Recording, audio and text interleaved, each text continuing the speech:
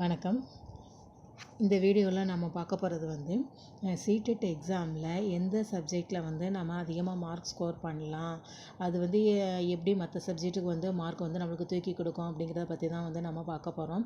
Already CTET எக்ஸாமை first அட்டம்ப்ட்லேயே எப்படி crack பண்ணுறது அப்படிங்கிற ஃபுல் வீடியோ நம்ம பார்த்துருக்குறோம். அதோட லிங்க் கீழே டிஸ்கிரிப்ஷன் பாக்ஸில் நான் உங்களுக்கு கொடுத்துருக்கேன். வேணும்னா நீங்கள் அதில் ஃபுல் வீடியோ பார்த்துக்கலாம். இந்த வீடியோவில் நம்ம பார்க்க போகிறது லாங்குவேஜ் பேப்பர்ஸ் பற்றி நம்ம பார்க்க போகிறோம். இதில் மொத்தம் சிடெட் அப்படின்னு சொல்லி எடுத்துக்கிட்டிங்க அப்படின்னா உங்களுக்கு எத்தனை சப்ஜெக்ட் இருக்குது அப்படின்னு பார்த்தீங்கன்னா மொத்தம் 5 சப்ஜெக்ட்டு. இது ஃபுல்லாக நம்ம அதிலே பார்த்துருக்கோம். இதில் சும்மா ஜஸ்ட் அவுட்லைனாக மட்டும் நான் சொல்கிறேன், ஓகேங்களா. தமிழ், இங்கிலீஷ் பேப்பர் இருக்குது. அடுத்தது maths, science, 5th one child development, ஓகேங்களா. இந்த 5 சப்ஜெக்ட்லேயும் ஒவ்வொரு சப்ஜெக்டில் உங்களுக்கு 30 கொஸ்டின்ஸ் கேட்குறாங்க எக்ஸாமுக்கு, ஓகேயா.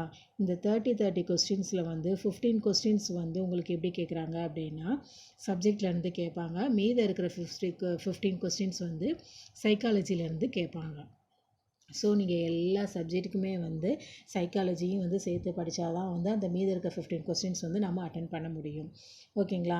இப்போ இந்த 5 பேப்பரில் உங்களுக்கு எந்த பேப்பரில் ஈஸியாக அட்டென்ட் பண்ணலாம் அப்படின்னா தமிழும் இங்கிலீஷும் ரொம்ப ரொம்ப ரொம்ப ஈஸியாக நீங்கள் அட்டென்ட் பண்ணலாங்க. அதே மாதிரி தான் மேக்ஸுக்கும் நீங்கள் 1 or 2 லைன்ஸில் ஆன்சர் பண்ணுற மாதிரி தான் உங்களுக்கு கொடுத்துருப்பாங்க. சயின்ஸும் அந்த மாதிரி தான் உங்களுக்கு இருக்கும்.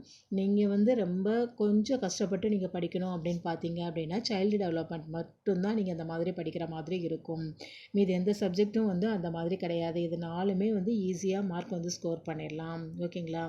அப்போ இந்த சைல்டு டெவலப்மெண்ட் மட்டும்தான் நீங்கள் சப்ஜெக்ட் ப்ளஸ் சைக்காலஜி சேர்த்து கொஞ்சம் நல்லா கான்சன்ட்ரேட் பண்ணிங்க அப்படின்னா அதுலேயும் மார்க் ஓரளவு நம்ம ஸ்கோர் பண்ணிடலாம், ஓகே. இதில் மேக்ஸுக்கும் சயின்ஸுக்கும் அதே மாதிரி எப்படி பண்ணுறதுன்னு சொல்லிட்டு தனியாக வீடியோ நம்ம பார்த்துடலாம். இப்போ நம்ம பார்க்க போகிறது தமிழ் சப்ஜெக்ட்டுக்கு தாங்க. தமிழில் உங்களுக்கு 30 கொஸ்டின்ஸ் சொல்லி கொடுத்துருப்பாங்க. அதில் 15 கொஸ்டின்ஸ் சப்ஜெக்ட் மீன்ஸ் ஜென்ரலாக தான் கேட்பாங்க. மீதி இருக்க 15 கொஸ்டின்ஸ் சைக்காலஜி சம்மந்தமாக கேட்பாங்க. அந்த 15 கொஸ்டின்ஸ் உங்களுக்கு எந்த மாதிரி கேட்பாங்க, ஃபஸ்ட்டு 15 எப்படி கேட்குறாங்க அப்படின்னு சொல்லி பார்த்தீங்க அப்படின்னா இந்த மாதிரி ஒரு பேராகிராஃப் கொடுத்துருவாங்க உங்களுக்கு, ஓகேங்களா. பேராகிராஃப் கொடுத்துருவாங்க. இந்த பேராகிராஃபில் நீங்கள் ரீட் பண்ணிவிட்டு அதில் கீழே ஒரு 9 கொஸ்டின்ஸ் உங்களுக்கு கொடுப்பாங்க. ஸோ அந்த பேராகிராஃபில் இருந்து தான் உங்களுக்கு அந்த 9 கொஸ்டின்ஸுமே இருக்கும். அதனால இதை நல்லா நீங்கள் ரீட் பண்ணிட்டீங்க அப்படின்னா அந்த 9 கொஸ்டின்ஸ்க்கும் இதுக்குள்ளே தான் ஆன்சர் இருக்குங்கிறதுனால நீங்கள் ஈஸியாக மார்க் ஸ்கோர் பண்ணிடலாம். 9 கொஸ்டின்ஸையும் நம்ம கரெக்டாக அட்டன் பண்ணிட முடியும், ஓகேங்களா. இதே மாதிரி அடுத்து என்ன பண்ணுறாங்க அப்படின்னா இந்த மாதிரி ஒரு பாட்டு மாதிரி கொடுக்குறாங்க. இதில் உங்களுக்கு பார்த்தீங்க அப்படின்னா ஒரு 6 கொஸ்டின்ஸ் கேட்குறாங்க. ஸோ இதுவும் இந்த 6 கொஸ்டினுக்குரிய ஆன்சரும் உங்களுக்கு இந்த பாட்டுக்குள்ளே தான் இருக்கும். அதனால அந்த 6 கொஸ்டினையும் ரொம்ப ஈஸியாக நீங்கள் அட்டன் பண்ணிடலாம். So 9 + 6 15 questions. இந்த 15 கொஸ்டின்ஸ் நீங்கள் அட்டன் பண்ணுறதுக்கு ஏதாவது ப்ரிப்பேர் பண்ண வேண்டியது இருக்கா என்ன? ஸோ மற்ற இது மாதிரி இல்லாமல் நீங்கள் சிடெட்டை பாஸ் பண்ணுறது ரொம்ப ரொம்ப ஈஸி.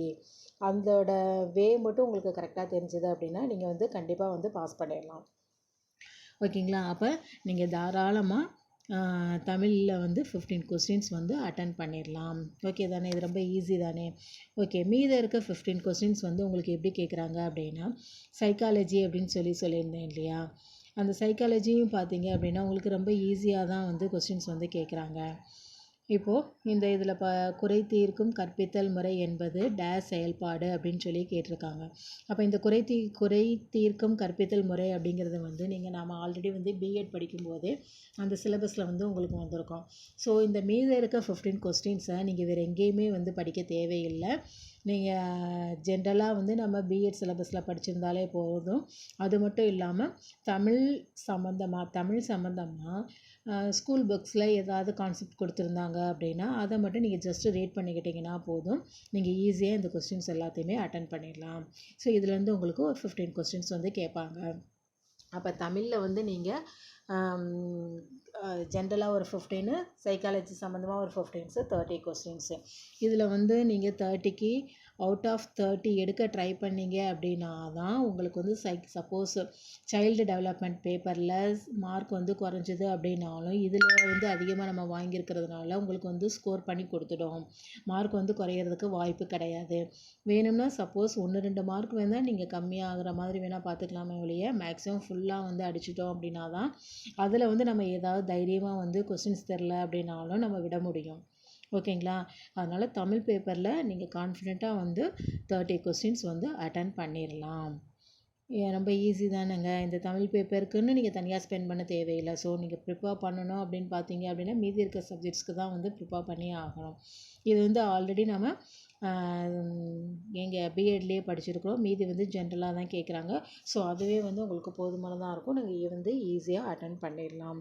ஸோ தமிழ் பேப்பரில் கண்டிப்பாக 30 அவுட் ஆஃப் 30 வந்து நாம் வாங்கிடலாம். ஓகேங்களா? ஓகே, அடுத்த வீடியோவில் வந்து இங்கிலீஷ் வந்து போடலாம்.